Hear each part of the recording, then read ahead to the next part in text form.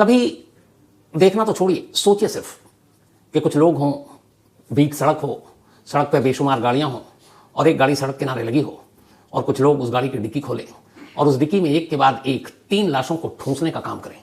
गाड़ी रुकी हुई है और इस लाश को ठूंसने की वजह से ट्रैफिक जाम हो रहा है, लेकिन उन्हें कोई परवाह नहीं, कोई फिक्र नहीं। वो आराम से गाड़ी की डिग्गी में ऐसे लाश ठूंसते हैं कि जैसे कोई सामान रख रहे हो। उसके बाद डिग्गी बंद कर देते हैं और गाड़ी चल पड़ती है, पीछे की गाड़ियां भी चलने लगती हैं। बहुत सारे लोग देखते हैं लेकिन किसी को कोई फर्क नहीं पड़ता। जिस जगह गाड़ी रोक कर वो लाशों को ठूंस रहे थे वो सड़क खून से लाल हो चुकी है, लेकिन फिर भी किसी को फिक्र नहीं। और फिर वो गाड़ी चलती है, चलते चलते उन्हें कहीं एक जगह पे लाश को ठिकाने लगाना है, लेकिन बदकिस्मती ऐसी उनकी कि गाड़ी का पेट्रोल खत्म। अब गाड़ी रुक गई, फिर सड़क है, अब क्या करें? ट्रैफिक भी बहुत है, लाश फेंके कैसे? तो आखिर में तय करते हैं कि चलो हटाओ, गाड़ी में यूं ही लाश छोड़कर निकल लेते हैं। वहां से पैदल चलते हैं, दूसरी गाड़ी पकड़कर अपने अपने घर पहुंच जाते हैं। सोचिए ऐसा हो सकता है? देश की राजधानी दिल्ली से मुश्किल से 60 किलोमीटर की दूरी पर ऐसे ही हुआ। मेरठ नाम आपने सुना होगा, और ये उसी मेरठ की कहानी है। इस कहानी के 16 साल के बाद अभी 5 अगस्त को कोर्ट का एक फैसला आया और उसी फैसले की ये कहानी है। बात 2000 के बिगनिंग की है। मेरठ में एक फैमिली रहा करती थी, बहुत ही पढ़ी लिखी और अच्छी फैमिली। फैमिली के जो मुखिया वो आर्मी में कर्नल, उन कर्नल साहब की 2 बेटियां, वाइफ एक प्राइवेट स्कूल की प्रिंसिपल, और दोनों बेटियां भी पढ़ने लिखने में होशियार, पहले स्कूलिंग की फिर कॉलेज की। चूंकि फादर कर्नल थे आर्मी में, तो उनका सपना था कि उनकी बेटी भी आर्मी ज्वाइन करे, खासतौर पर बड़ी वाली बेटी, और उस बड़ी बेटी का नाम था शीबा सालेह। सपना था कि आर्मी ज्वाइन करे, लेकिन शायद कुछ ऐसी रुकावटें आई कि शीबा आर्मी ज्वाइन नहीं कर पाई। लेकिन अब इस सपने को कैसे पूरा करें? तो शीबा के माँ बाप ने सोचा कि चलो बेटी आर्मी ज्वाइन नहीं कर पा रही है तो इसके लिए कोई ऐसा लड़का ढूंढते हैं जो आर्मी का हो। और फिर एक कैप्टन पे नजर पड़ी, दोनों तरफ से बातचीत हुई, रिश्ता मंजूर हुआ और शीबा और उस आर्मी के कैप्टन की शादी हो गई। शादी के बाद अब शीबा मेरठ से निकलकर दिल्ली पहुंच गई, क्योंकि कैप्टन का घर दिल्ली में था। सब कुछ ठीक चल रहा था। उधर बड़ी बेटी की शादी के बाद शीबा के फादर की डेथ हो गई, कर्नल साहब की, और अब घर में माँ और माँ की एक दूसरी छोटी बेटी। ठीक ठाक फैमिली थी। उन्होंने कहा कि चलो कुछ बिजनेस करते हैं, तो उन्होंने गारमेंट्स का बिजनेस दुबई में शुरू किया और अब दुबई पहुंच गए। फिर दुबई से यहाँ मेरठ आना जाना लगा रहा। इधर 2 साल बीत गए। 2 साल तक शीबा की शादीशुदा जिंदगी ठीक रही, लेकिन 2 साल बाद फिर मनमुटाव शुरू हो गया और शीबा तब भी पढ़ रही थी कॉलेज में, तो शादी के बाद लगभग पढ़ाई छोड़ दी थी। इधर मनमुटाव शुरू हो गया कैप्टन साहब से। बात यहाँ तक पहुंची कि दोनों फैमिली मिली और कहा कि बेहतर यह है कि अब दोनों अलग हो जाए। तो अब दोनों ने डिवोर्स लेने का फैसला किया। मामला कोर्ट में पहुंचा तलाक के लिए। अब तलाक का मुकदमा चल रहा है। शीबा अब दिल्ली गए, अपने पति का घर छोड़कर, अपने शौहर का घर छोड़कर मेरठ पहुंच गई। अब वो मेरठ रहने लगी। इधर चूंकि दुबई में भी कारोबार था तो वो मेरठ रहती, फिर अपनी माँ के पास दुबई जाती, फिर मेरठ आती, और उसने अपनी पढ़ाई भी शुरू करने का फैसला किया। तो मेरठ के कॉलेज में वो पढ़ाई भी करती। और इसी दौरान जब ये पूरा मामला चल रहा था, उसकी मुलाकात एक शख्स से होती है। उसका नाम इजलाल है। वेस्टर्न यूपी का एक बहुत अमीर शख्स, जो मीट का एक्सपोर्टर, मतलब करोड़पति भी छोटी अरबपति शख्स। और उसकी अपनी जिंदगी, सब कुछ ठीक ठाक चल रही है। एक रोज अचानक उसकी शीबा पर नजर पड़ती है। शीबा उसे पसंद आ जाती है। इसके बाद वो तलाश में रहता है कि शीबा से मुलाकात हो। आखिरकार एक रेस्तरां में मुलाकात होती है, दोनों में दोस्ती होती है, नंबरों का आदान प्रदान होता है, फिर दोस्ती प्यार में बदलती है। इसके बाद इस दौरान में इधर डिवोर्स की कहानी चल रही थी। अब शीबा का नया दोस्त इजलाल उसकी मदद करता है उसके डिवोर्स की सारी कार्रवाई को पूरी कराने में, और आखिरकार तलाक अपने अंजाम को पहुंचता है। अब इधर तलाक हो चुका, शीबा और कैप्टन जुदा हो गए। शीबा मेरठ में, माँ कभी मेरठ कभी दुबई। शीबा आबाद थी तमाम बंदिशों से, और उसकी जिंदगी में इजलाल आ गया था, एक बेहद अमीर शख्स। सब कुछ ठीक चल रहा था तब तक, जब तक शीबा की जिंदगी में एक और दोस्त नहीं आया। और वो एक दोस्त था जो मन ही मन शीबा को चाहने लगा। उसको शीबा से प्यार हो गया, लेकिन शीबा भी उससे लगातार दोस्ती रखती, उससे मिलती जुलती, बातें करती, उसके साथ घूमती, रेस्तरां में जाती, सब कुछ चल रहा था। उधर इजलाल भी उसकी जिंदगी में था। धीरे धीरे वक्त बीता। फिर इजलाल और उसके दूसरे दोस्त के बीच में अब बारीकियां और अमीरी गरीबी, ये सारी चीज़ों की फ़र्क शीबा की नज़रों के सामने से गुजरने लगी। उसने देखा एक तरफ इजलाल है जिसके पास बेपनाह दौलत, बेइंतहा दौलत, मीट का बहुत बड़ा एक्सपोर्टर, और दूसरी तरफ उसका वो दूसरा दोस्त जो उससे थोड़ा कम था, उतने पैसे नहीं। लेकिन जब तक दोस्ती पाक थी तब तक ठीक था, लेकिन इधर इश्क और फिर पैसा दोनों जब आया तो नजरें पलटी। अब शीबा को चुनना था, इजलाल और अपने उस दोस्त में से। दौलत फिर जीती, शीबा इजलाल की तरफ हो गई। अब इजलाल से वो मिलना जुलना, आना जाना, दिल्ली में भी उसने एक फ्लैट लिया, वो वहाँ भी रहती, इजलाल उससे मिलने आता। धीरे धीरे वक्त बीता, दोनों की दोस्ती गहरी होती जा रही है। उधर दूसरा दोस्त बदलती हुई शीबा को देखकर उदास परेशान, उसे लगा ये क्या हुआ। फिर उसे भी पता चला कि शीबा की जिंदगी में इजलाल नाम का एक शख्स है। अब वो भी परेशान, शीबा से कहता कि शिकवे शिकायत जो होते हैं। ये चलता रहा। अब शीबा दोनों को एक तरह से हैंडल करती रही, लेकिन कब तक दो नावों पे सवार होकर आप सफर नहीं कर सकते। फिर एक वक्त आया जब शीबा को लगा कि अब उसका जो दूसरा दोस्त है वो उसके लिए मुसीबत बनता जा रहा है, परेशानी का सबब बनता जा रहा है, और कहीं ना कहीं अब एक ही तरफ जाना है। एक तरफ दौलत ज्यादा थी, इसलिए उसने इजलाल की तरफ का रास्ता चुना। लेकिन अब उसे कैसे हटाए जिसके साथ उसने अच्छा खासा वक्त गुजारा था, उसने भी दोस्ती निभाई थी। और अब बातचीत ऐसी थी कि इजलाल को भी उस दोस्त के बारे में और उसकी दोस्ती के बारे में मालूम हो गया, क्योंकि दोनों अक्सर साथ वक्त गुजारते, एक दूसरे का फोन भी देख लेते। तो अब यहीं पे एक ऐसा मोड़ आया जहां पर शीबा को यह तय करना था कि वो क्या करे। सोचती रही और आखिरकार उसने एक फैसला किया। फैसला यह था कि इजलाल को कहीं यह शक ना हो कि उस दोस्त के साथ उसकी दोस्ती अब भी कायम है और शीबा खुद उससे मिलना चाहती है, मिलते रहना चाहती है। तो इसीलिए उसने एक प्लान बनाया।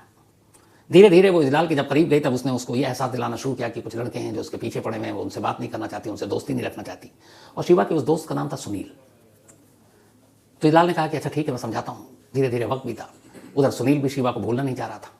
तो आखिरकार एक रोज अच्छा इतनी बातें वो बता चुकी थी कि लगभग धीरे धीरे इजलाल के मन में भी अब उसके दोस्तों को लेकर एक नफरत पैदा हो रही थी।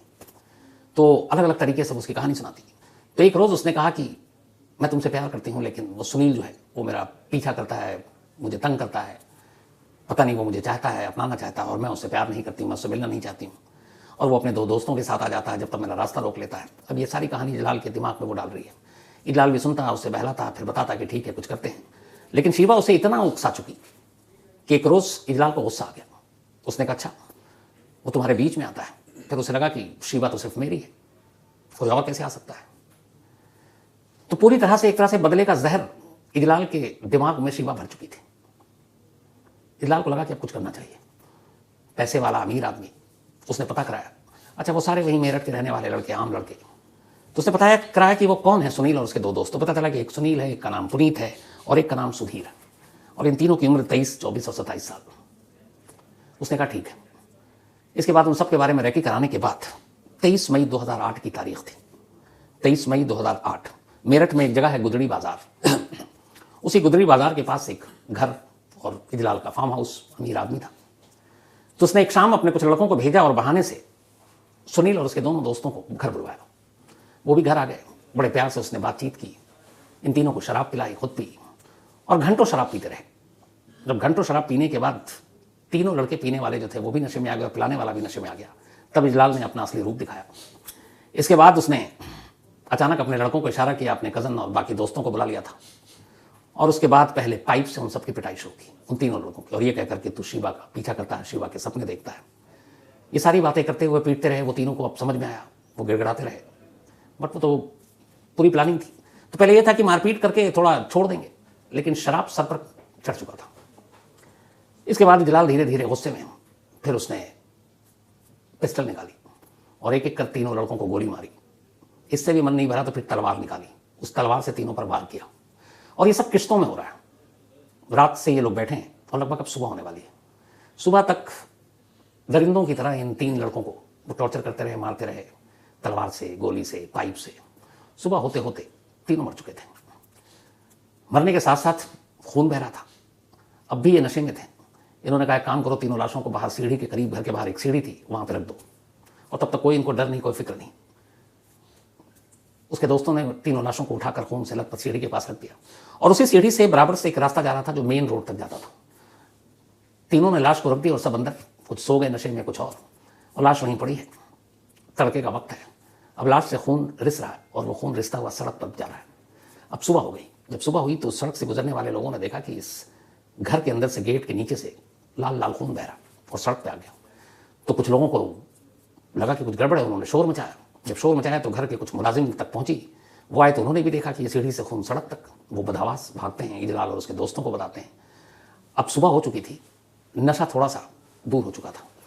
तब उन्हें एहसास हुआ, रात की सारी बातें याद आई, और फिर सुबह जब देखा कि तीन लाशें सीढ़ी के पास, अब उनकी हवा खराब हुई। अब क्या करें? फौरन गाड़ी की डिक्की खोली घर के अंदर, लेकिन वहां पे सारे खून और ये सारी चीजें, टायर वायर सब होगा। तो ये वक्त वो डिक्की भी छोटी थी। एक दूसरी गाड़ी बाहर सड़क के किनारे खड़ी थी, मेन रोड पर। मेन रोड पर उस गाड़ी की डिक्की खोली गई। उसका लाश को उठाकर उस डिक्की में रखी गई। और सड़क पर ट्रैफिक है, गाड़ियां चल रही हैं। पता नहीं कुछ लोगों ने देखा भी, खून तो कम से कम देख ही रहे हैं। उन लाशों को उसमें ठूंसा गया और उसके बाद गाड़ी लेकर वो एक में लाश, एक में पीछे दूसरे चल रहे हैं। और अब इनको जाना था कि कहीं आसपास में हिंडन नदी या कहीं मिले तो उसको फेंक दें, लेकिन कुछ दूरी जाने के बाद पता चला कि गाड़ी में तो डीजल ही या पेट्रोल खत्म हो गया है। अब क्या करें? जहाँ गाड़ी रुकी वहीं इन्होंने गाड़ी छोड़ी। उन्होंने लगा कि अब जो होगा देखा जाएगा, और उस गाड़ी को लाश समेत छोड़कर दूसरी गाड़ी में बैठकर सब अपने अपने घर। इत्तेफाक से उस गाड़ी की डिक्की से भी खून रिस रहा था। गाड़ी लावारिस सड़क किनारे थी। किसी ने पुलिस को फ़ोन किया, पुलिस आती है। पुलिस को भी पता नहीं इस गाड़ी में क्या है। अब पुलिस गाड़ी को लेकर जानी होती है, तब देखती है कि इधर खून के निशान हैं। पहले कार खोलते हैं, फिर डिक्की खोलते हैं। बदहवास 3 लाशें कपड़ों की तरह ठूंस कर डिग्गी में डाली हुई थी। अब उसके बाद ये खबर मीडिया में आ जाती है। अगले दिन शहर में हंगामा, क्योंकि ये 3 लड़के, तीनों स्टूडेंट, कॉलेज के स्टूडेंट भी इसमें जुट जाते हैं। फिर गाड़ी से आसानी से पता चल गया गाड़ी किसकी है, और बाकी सुबह कुछ चश्मदीदों ने घर के बाहर देख ही लिया था। कातिल को ढूंढना मुश्किल नहीं था और कातिल मिल भी गया। इजलाल का नाम आया, वो भागा, लेकिन पुलिस ने उसे पकड़ लिया।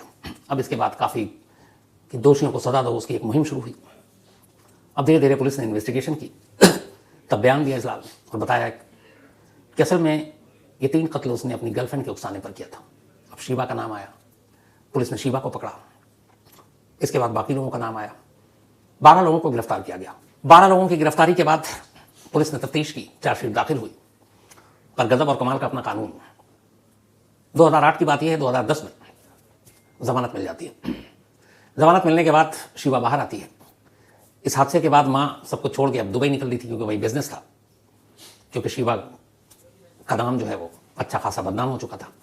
तो वो भी दुबई अपनी माँ के पास 3 कत्ल के आरोपी, जिसने अपने प्रेमी को कहकर उसको उकसा कर 3 लड़के जिनकी उम्र सिर्फ 23 से 27 साल में थी, उनका कत्ल करवाने वाली 2 साल के अंदर जमानत पर बाहर आती है। और बाहर न सिर्फ आती है बल्कि देश छोड़ती है, दुबई जाती है, वहां अपना बिजनेस कर रही है। बीच बीच में आती भी है, फिर जाती है। ये इसलिए कह रहा हूं कि हमारे यहाँ बहुत सारे ऐसी जमानत, अभी एक आधी आया कि मनीष सिसोदिया दिल्ली के उप मुख्यमंत्री 17 महीने से जेल में थे, आज जमानत मिली। बट जमानत देते वक्त सुप्रीम कोर्ट ने कहा कि वो अपना पासपोर्ट जमा करेंगे ताकि बाहर ना जाए। लेकिन यहाँ 3 कत्ल और 3 कत्ल के आरोपी को जमानत, और जमानत के बाद वो दुबई में, और दुबई आना जाना है, कोई इशू नहीं है। इसके बाद आराम से अपने हिसाब से रेंगता हुआ ये मुकदमा चलता रहता है। 16 लंबे बरस बीत जाते हैं। 16 साल बाद 5 अगस्त 2024 यानी 4 दिन पहले मेरठ के सेशन कोर्ट अपना फैसला सुनाती है। अब चूंकि 16 साल ले लिए फैसला सुनाने में, तो बहुत सारे लोग, उम्र का भी कुछ असर होता है, इंतजार कहाँ करते हैं जिंदगी और मौत में। तो जो 12 आरोपी थे उनमें से 2 पहले निकल लिए, दोनों की मौत हो गई, बचे 10। अब जब ट्रायल शुरू हुआ और फाइनल मरहले पर था, तब शीबा को सम्मन गया और कहा गया कि भाई आप आइए। 6 महीने पहले इस मुकदमे के ट्रायल के लिए शीबा फिर वापस दुबई से इंडिया आती है और आकर मुकदमे में हिस्सा लेती है। शायद शीबा और इजलाल, इन दोनों को यह एहसास था कि 16 साल बीत गए, क्या होगा, छूट जाएंगे, और इसी उम्मीद पर शायद वो लौट आई। इसका मुकदमा चलता रहा। 5 अगस्त को अदालत ने अपना फैसला सुनाया। अदालत ने 1-2 ऐसे गवाह थे जिनकी गवाही को सबसे ज्यादा भरोसेमंद माना, और वो जो घर से लेकर वो गाड़ी और रिश्ता खून और सड़क ट्रैफिक डिक्की में लाश रखना, ये सारी चीजें, और फिर खुद इजलाल की गवाही कि हाँ मैं ये करता नहीं, लेकिन मेरी गर्लफ्रेंड ने मुझे कहा था कि तुम कुछ नहीं कर रहे हो और वो मेरे को तंग कर रहे हैं, इसलिए मैंने मार डाला। तो इन सारी गवाही और सारे सबूतों की बिना पर डिस्ट्रिक्ट कोर्ट ने अपना फैसला सुनाया। 12 में से 2 चूंकि पहले ही मर चुके थे, बाकी 10 को उम्र कैद की सजा सुनाई गई, उम्र कैद। और इसके साथ ही शीबा फिर से गिरफ्तार हो गई। कड़ी सुरक्षा में इन लोगों को जेल भेजा गया है। और अब इजलाल और शीबा और बाकी लोगों ने यह कहा है कि वो इस फैसले को हाई कोर्ट में चुनौती देंगे। तो कमाल देखिए इस केस का, 2008 का इंसिडेंट, 16 साल तक मुकदमा, 16 साल में जो मेन जिसकी वजह से यह कत्ल हुआ, 2 साल के अंदर बाहर आई, दिल्ली और मेरठ छोड़कर दुबई गई, अपना बिजनेस कर रही है, और फिर आती है, उसका फैसला होता है और अब सजा होती है।